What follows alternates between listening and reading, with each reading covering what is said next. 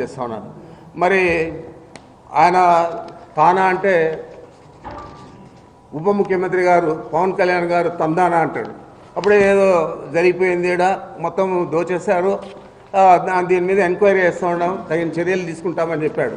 ఇదే పెద్ద మనిషి ఎన్నికల ముందే చెప్పాడు, 40,000 కోట్లు ఇసుకలో దందా చేశాడు పెద్దిరెడ్డి, 40,000 కోట్లు దోచేశాడని చెప్పారు. మరి ₹1 తినింటే ₹1 దోచేస్తుంటే ఎందుకు కానీ యాక్షన్ తీసుకోలేదని అడుగుతా ఉన్నాను. ఏ విధమైన యాక్షన్ తీసుకోకుండా మా ఫైల్స్ చూస్తే తెలుస్తుంది మీకు ఏం రాశాను నేను అని చెప్పి. మరి ఆ విధంగా రాసినాను కాబట్టి ఈరోజు నన్ను ఏది ఎదిరించలేకుండా దాని గురించి మాట్లాడడం లేదు. ఇదే పెద్ద మనిషి ఆ రోజు ఎన్నికల్లోనే నేను రెడ్ శాండిల్ అంతా కూడా ఎక్స్పోర్ట్ చేశాను, ఆయన చేసిందంతా కూడా నేపాల్లో పట్టుబడి ఉంది, దాని మీద మేము అధికారంలోకి వస్తానే చర్యలు తీసుకుంటానని చెప్పాడు ఇదే పవన్ కళ్యాణ్ గారు. మరి నువ్వు ఫారెస్ట్ మంత్రి అయ్యావు, ఉప ముఖ్యమంత్రి అయ్యావు, మరి నేపాల్కి పోయి ఎందుకు గాను అక్కడ ఉన్న రెడ్ శాండిల్ తెచ్చి నేను చేస్తుంటే నా మీద ఎందుకు యాక్షన్ తీసుకోలేదని అడుగుతా ఉన్నాను. ఏది కూడా లేకుండా ఒక వ్యక్తిత్వ హననాన్ని చేపట్టే విధంగా ఈ ప్రభుత్వంలో ఉన్న పెద్ద మనుషులందరూ కూడా పనిచేస్తూ ఉన్నారు. ఈ రాష్ట్ర ప్రజలందరూ కూడా గమనించాలని నేను కోరుతా ఉన్నాను. మీ అందరికీ తెలుసు, మదనపల్లిలో ఏదో జరిగిపోయిందని చెప్పి చంద్రబాబు ఆ రోజు ఆయనకంతా కూడా డైవర్షన్ పాలిటిక్స్, చిన్నది వాళ్ళకు వ్యతిరేకంగా వస్తే మమ్మల్ని అందరినీ ఇంకా వ్యతిరేకంగా చూపించే పరిస్థితి. ఆ విధంగా ఆ రోజు ఒక డీజీపీ గారిని, CCLA కమిషనర్ను, మా ఈ CIDకి సంబంధించిన అడిషనల్ డీజీపీని ముగ్గురిని కూడా ఆయన హెలికాప్టర్ ఇచ్చి ఇక్కడ మదనపల్లిలో ప్రపంచమంతా పడిపోయిందని చెప్పి అక్కడికి పంపించి మొత్తం కూడా చేశారు. మరి ఈరోజు 9 నెలలు అవుతా ఉంది.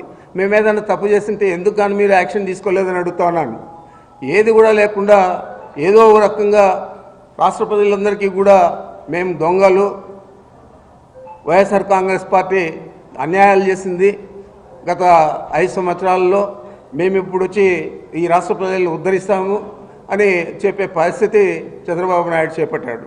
నేను ఒకటే అడుగుతా ఉన్నాను, అయ్యా నువ్వు అన్ని హామీలు ఇచ్చావు, అబద్ధం మీద అబద్ధం చెప్పావు, అబద్ధం చెప్పకుండా చెప్పావు, మరి ఇన్ని సూపర్ 6 అన్నావు, సూపర్ 7 అన్నావు, మరి నిన్నటి పరిస్థితి ఏంది అని అడుగుతా ఉన్నాను.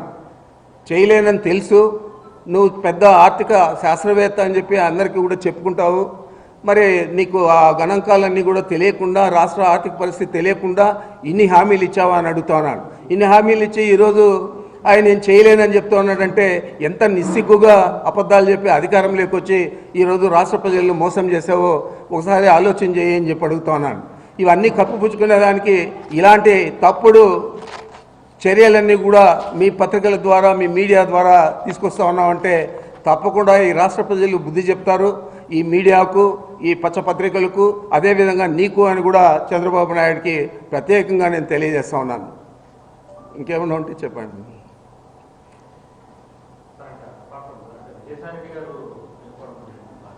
అదే ఆయన సొంత విషయం, మనకేం సంబంధం.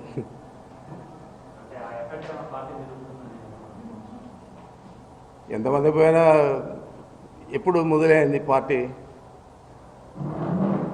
ఆయన ఎంపీగా, మా నాయకుడు జగన్మోహన్ రెడ్డి గారి ఎంపీగా, వాళ్ళ తల్లి ఎమ్మెల్యేగా, ఇద్దరితో ఈ వైఎస్ఆర్ కాంగ్రెస్ పార్టీ పుట్టింది. మరి ఎంతమంది పోయినా ఎంతమంది వచ్చినా తిరిగి అధికారంలోకి జగన్మోహన్ రెడ్డి గారు రావడం